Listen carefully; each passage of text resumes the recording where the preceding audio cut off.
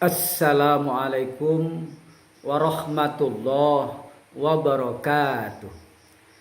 Alhamdulillahi rabbil alamin. Wassalatu wassalamu ala asrafil anbiya'i wal mursalin wa ala alihi wa sahbihi ajma'in. Amma ba'du. Para jamaah yang dirahmati Allah, sedikit kita berbicara tentang apakah Allah punya nama dan punya sifat. Para jamaah yang dirahmati Allah, barangkali kita sudah sama mengetahui bahwa Allah itu, walaupun ada yang mengatakan bahwa Allah itu tidak punya nama dan juga tidak punya sifat,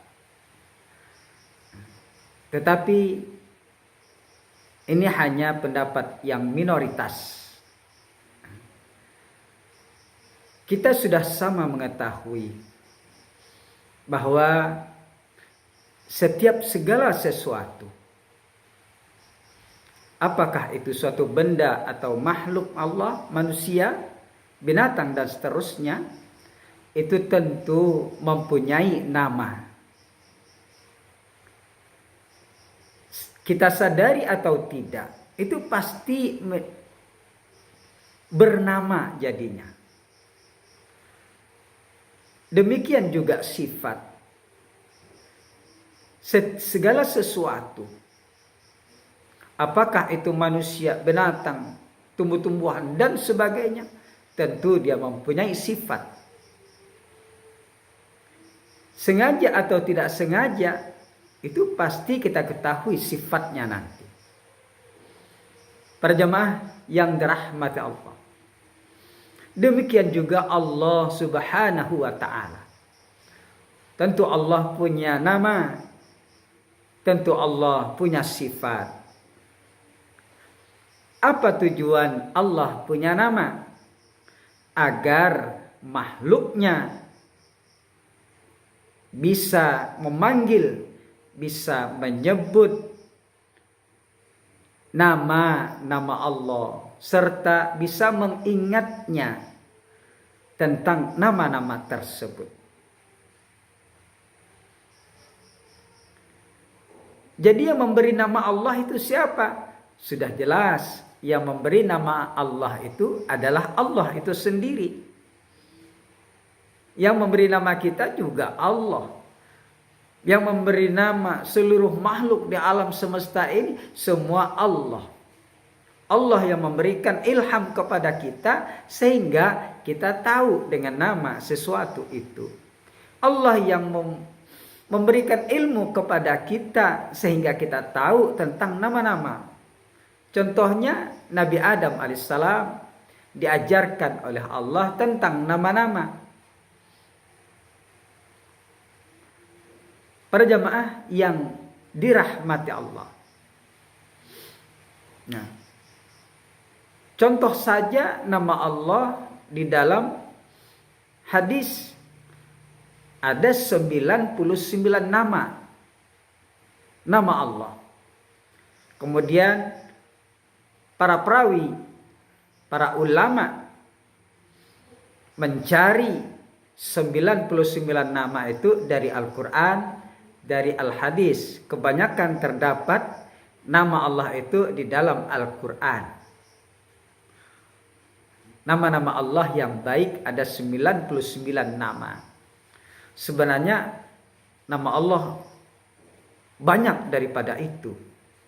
Insya Allah pada konten berikutnya kita akan memperkenalkan nama-nama Allah yang sangat banyak itu. Para jamaah yang dirahmati Allah.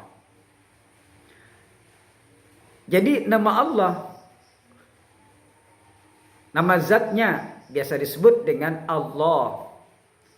Nama sifatnya Ar-Rahman, Ar-Rahim, Al-Malik, Al-Qudus, sampai seterusnya As-Sabur. Jadi mustahil kalau Allah tak punya nama. Bagaimana mungkin kita akan menyebutnya, memanggilnya? Bagaimana mungkin kita akan berzikir kepada Allah? Sedangkan kita disuruh oleh Allah, diperintah oleh Allah untuk berzikir dengan sebanyak-banyaknya. Firman Allah, "Ya ayyuhalladzina amanu zkurullaha dzikran katsira." Kata Allah, wahai orang-orang yang beriman, berzikirlah kepada Allah zikir yang banyak. Nah, apa itu zikir? Zikir itu artinya menyebut, sebut atau ingat atau mengingat. Jadi dua pengertiannya, sebut dan ingat. Jadi bagaimana mungkin kita akan menyebut sedangkan kalau Allah tak punya nama?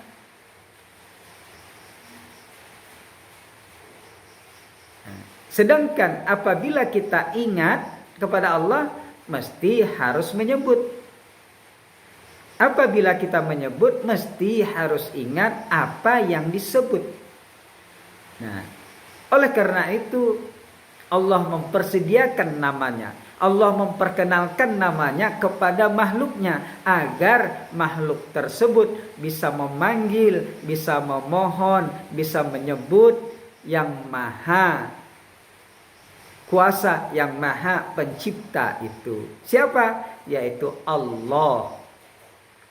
Allah beri nama dengan namanya yaitu Ar-Rahman, maha pengasih, maha penyayang, maha suci, maha penyabar. Itu adalah nama-nama Allah. Itulah nanti para makhluknya menyebut, memanggil, berzikir kepada Allah dengan nama-nama tersebut. Mana mungkin kalau Allah tak punya nama, bagaimana kita mau menyebutnya? Oh, walaupun Allah itu tidak punya nama, cukup kita mengingat Dia saja, Dia pun termasuk nama. Itu yang besar itu umpama, Allah itu yang maha, yang batin itu yang tidak tampak, yang tidak tampak itu pun nama. Nama semua. Perjamaah yang dirahmati Allah, tidak mungkin Allah tak punya nama. Dan Allah pun memberitahukan kepada kita lewat Al-Quran, lewat hadis. Contohnya dalam Al-Quran, Allah memperkenalkan namanya. Qul huwallahu ahad. Katakanlah, Allah itu Esa. Esa salah satu namanya juga. Allah juga namanya. Allah memberitahukan kepada kita bahwa yang Esa itu siapa? Allah. Allah itu siapa? Yang Esa. Esa Allah. Itu adalah nama. Kul huwa dia. Katakanlah dia juga nama. Jadi tidak mungkin Allah itu tidak punya nama. Walaupun dengan jalan ma'rifat atau hakikat, ya sama, Allah punya nama. Dengan jalan syariat juga demikian, Allah punya nama. Karena kajiannya semua kepada Al-Quran dan hadis. Perjamaah yang dirahmati Allah. Kemudian, bagaimana dengan sifat? Apakah Allah tidak punya sifat? Allah punya sifat. Tujuan Allah punya sifat agar mudah dikenal. Contohnya saja, kalau kita tidak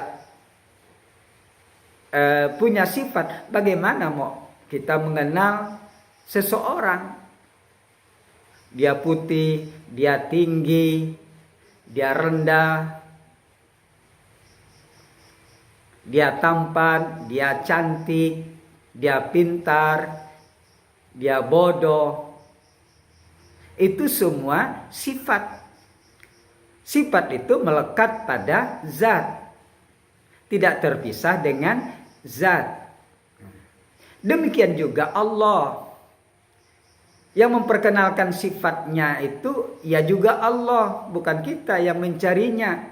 Allah yang memperkenalkan sifatnya kepada kita. Seperti banyak berita dalam Quran maupun hadis bahwa Allah itu bersifat kudrat, iradat, ilmu, hayat, sama, basor, kalam. Malah dalam sifat 20 ada dijelaskan Allah punya sifat 20 bersifat dengan zatnya sendiri. Sifat wajib, sifat mustahil bagi Allah. Jadi Allah punya sifat. Mustahil kalau Allah tidak punya sifat. Bagaimana mau mengenal Allah? Sedangkan Allah maha batin, tidak bisa dilihat, bagaimana mau mengenalnya? Jadi kita mengenalnya lewat sifatnya, lewat sifat kekuasaannya. Nah, kita mengetahui Allah maha melihat, itu pun melihat dari sifat kita. Allah maha melihat, kita tidak tahu Allah maha melihat seperti apa. Tapi Allah mentajalikan dirinya kepada kita, menyatakan dirinya kepada kita. Kita punya sifat melihat. Nah, sifat melihat kita itu berasal dari sifatnya Allah. Sifat mendengar kita itu berasal dari sifatnya mendengar Allah. Sifat mendengar Allah. Sifat samanya Allah. Nah, kita berkuasa. Kita juga berkuasa.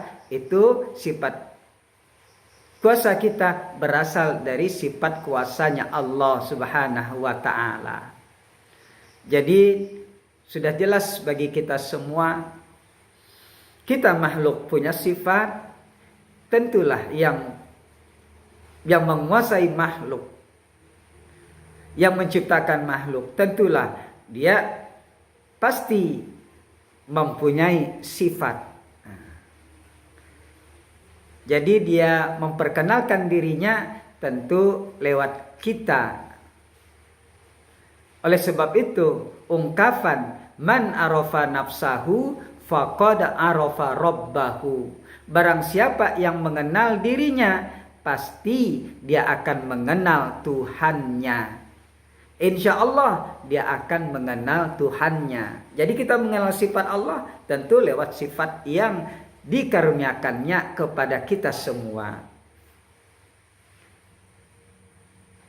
Para jamaah yang dirahmati Allah. Jadi kesimpulannya adalah bahwa Allah punya nama dan sekaligus punya sifat. Kalau Allah sudah punya sifat, maka akan berlanjut Allah punya af'al, Allah punya perbuatan. Dari sifatlah maka timbul perbuatan. Nah, sehingga dengan punya nama kita dapat memanggil, menyebut, berzikir kepada Allah Subhanahu wa ta'ala. Dengan Allah punya sifat, maka kita dapat mengenal sifat-sifat Allah Subhanahu wa ta'ala. Hanya ini yang dapat kami sampaikan. Mudah-mudahan ada manfaatnya kepada kita semua. Wallahul muwaffiq ila aqwamit thoriq. Assalamualaikum warahmatullahi wabarakatuh.